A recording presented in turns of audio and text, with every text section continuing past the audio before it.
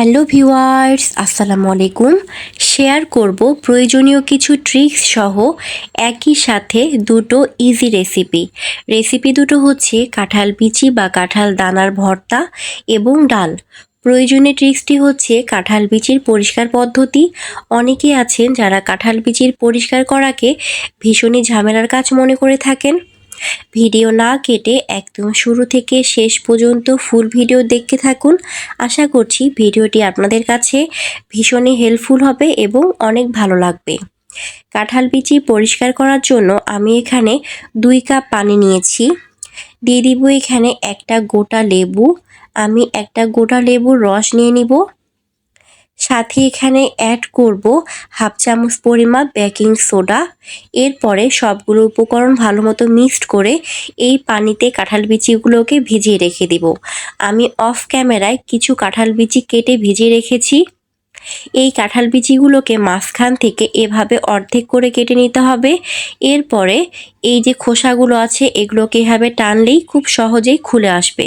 এভাবে এই কাঁঠাল বিচিগুলোকে বেকিং সোডা লেবু মিশ্রিত পানিতে ভিজিয়ে রাখাতে কাঁঠাল বিচির লাল অংশটা একদম নরম হয়ে আসবে। এর ফলে খুব সহজেই এগুলোকে পরিষ্কার করা যাবে।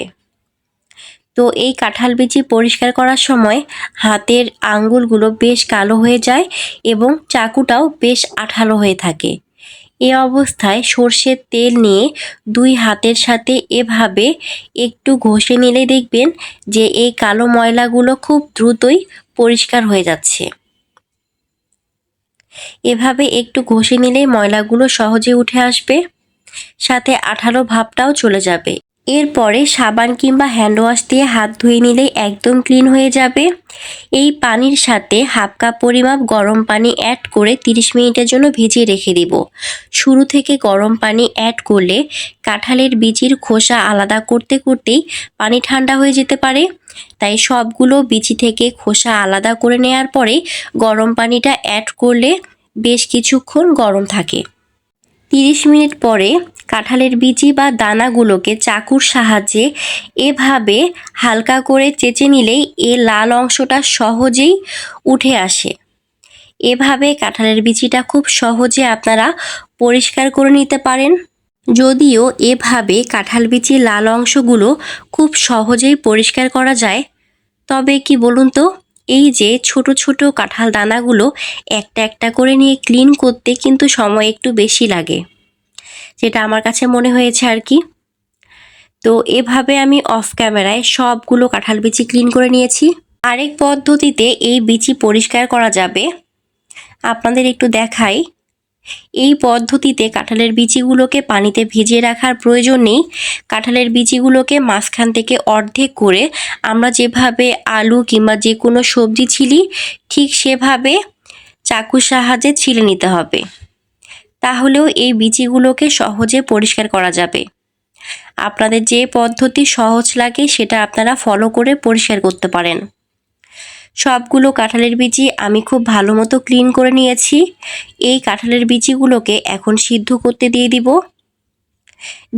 এখানে পরিমাপ মতো লবণ, সাথে অ্যাড করব এখানে পানি। কাঁঠালের বিচি সিদ্ধ হতে খুব একটা সময় লাগে না। কাঁঠাল বিচির যে কোনো রেসিপি খুব দ্রুতই রান্না হয়ে যায়। এ পর্যায়ে এলে পানি ঝরিয়ে বিচিগুলোকে নামিয়ে নিব। আমি এখান থেকে অর্ধেক কাঁঠাল বিচি বা দানা নিয়ে নিব ডালের জন্য, বাকিটা রেখে দিব ভর্তার জন্য। কাঁঠাল বিচি বা দানাগুলোকে একদম স্মুথ করে ম্যাশ করতে হবে, যেন কোনো দানা ভাব না থাকে। আমি এখানে 1 কাপ পরিমাপ পানি নিয়েছি। কাঁঠাল বিচির এই দানাগুলোকে আমি পানির সাথে মিক্সড করে নিব। দিয়ে দিব এখানে হলুদ গুঁড়ো, গরম মশলা গুঁড়ো, জিরা গুঁড়ো, ধনিয়া গুঁড়ো। সবগুলো উপকরণ একসাথে মিক্সড করে এটাকে আমি ভিজিয়ে রেখে দিব। কাঁঠাল বিচির ভর্তার জন্য আমি এখানে শুকনো মরিচ এবং কাঁচা মরিচগুলোকে ভেজে নিব। এই কাঁচা মরিচগুলোকে মাঝখান থেকে হালকা করে চিড়ে দিতে হবে, না হলে তেলে দেওয়ার সাথে সাথে এগুলো ফুটতে পারে। এখন আমি ডাল বাগার করে নিব। ডাল বাগারের জন্য দিয়ে দিচ্ছি এখানে পেঁয়াজ কুচি, কাঁচামরিচ, এগুলো কয়েক সেকেন্ড ভেজে দিয়ে দিব তেজপাতা, এটাকে আরও কয়েক সেকেন্ড ভেজে নিব। এ পর্যায়ে দিব রসুনের কোয়া, যেটাকে আমি স্লাইস করে কেটে নিয়েছি, দিয়ে দিব শুকনো মরিচ, এটাকে আরও কয়েক সেকেন্ড ভেজে দিয়ে দিব পাঁচফোড়ন। মশলা ভাজার এ পর্যায়ে এলে দিয়ে দিব 1 চামচ আদা বাটা, হাফ চামচ রসুন বাটা। সবগুলো মশলা ভালো মতো মিক্সড করে আরও বেশ কিছুক্ষণ ভেজে নিব। আমি এখানে একটা করে মশলা দিচ্ছি এবং কয়েক সেকেন্ড করে ভেজে আবারও পরের মশলাগুলো দিচ্ছি।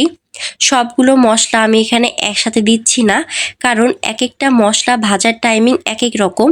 তাই সবগুলো মশলা একসাথে দিলে হতো কি, কিছু মশলা পুড়ে যেত, কিছু মশলা ভাজা যেত না। মশলা ভাজার এ পর্যায়ে দিয়ে দিব রেডি করে রাখা কাঁঠাল বিচির মিশ্রণ।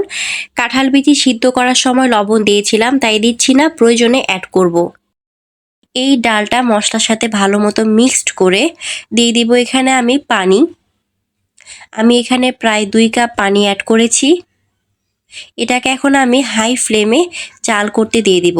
ততক্ষণ রেডি করব কাঁঠাল বিচির ভর্তা। ভেজে নেওয়া শুকনো মরিচ, কাঁচা মরিচের সাথে অ্যাড করব আদা কুচি। সবগুলো উপকরণ একসাথে খুব ভালো মতো ম্যাশ করে নিব।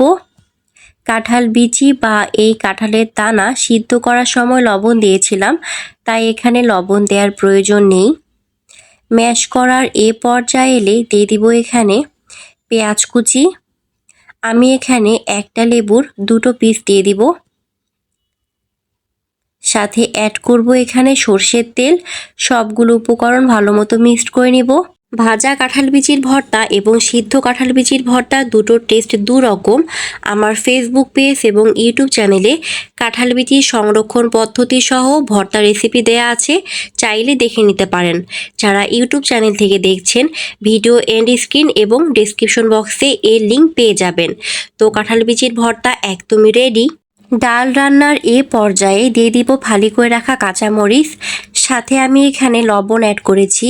এ পর্যায়ে আপনারা চাইলে এখানে ধনেপাতা কুচি অ্যাড করতে পারেন। এই ডালটাকে আরও বেশ কিছুক্ষণ জ্বালিয়ে ঘন করে নিব।